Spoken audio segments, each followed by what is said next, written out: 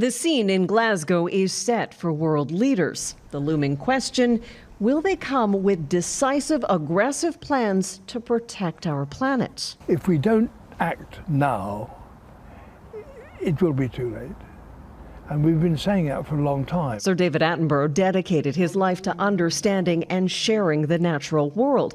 He warns there's no more time to kick the future of the planet down the road. We've said, well, in the next 10 years or something, and think, oh, well, 10 years' time, that's a couple of budgets away, and politicians won't do things.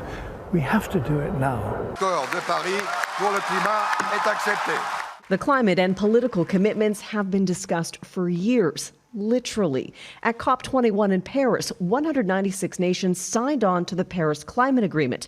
The legally binding initiative saw countries commit to limit global warming to below 2 degrees compared to pre-industrial levels while reducing greenhouse gases.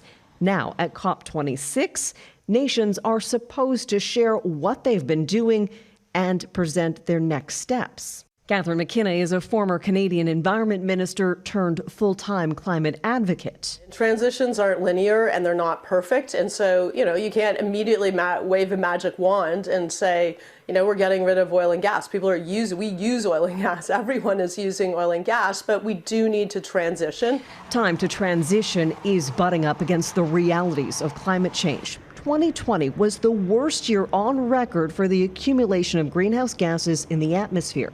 According to the World Meteorological Organization, carbon dioxide levels rose more than the 10-year average. This despite the global shutdown during the pandemic.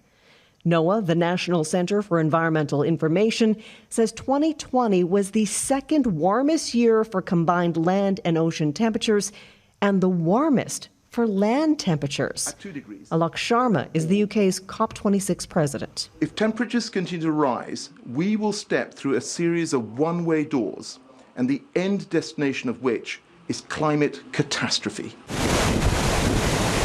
People around the world are experiencing the devastating effects of a warming planet. Intense storms, fires, droughts, even infestations. Stopping these events will take money, particularly if poorer nations are to be expected to move away from fossil fuels. Fulfilling the $100 billion pledge has been delayed until 2023, but climate financing is still a key discussion point. There are also outstanding issues in the Paris rulebook that must be settled, dealing with carbon markets and offsetting. The stakes are high, and calls for concrete action will be front and center during the 2-week summit.